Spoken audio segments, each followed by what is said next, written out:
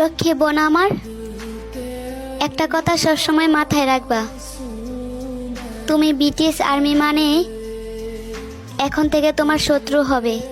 তোমাকে খোঁচা দিয়ে কথা বলবে, নানান লোকের নানার কথা শিকার হবে। তুমি ব্রিটিশ আর্মি এ কথা শোনার পর তিনি একা ওয়াক্তের নামাজ আদায় না করা ব্যক্তিটাও তোমার সামনে ভদ্র হয়ে যাবে আর তোমাকে নানা কথা শোনাবে। আর তুমি যখন এসব পাশ কাটিয়ে সামনে এগিয়ে যেতে পারবে, তখনই মনে করিও তুমি আর্মি ফ্যান্ডমের একজন যোগ্য আর্মি, যে কিনা কারোর কথা পাত্তা না দিয়ে সামনে এগিয়ে যাবে।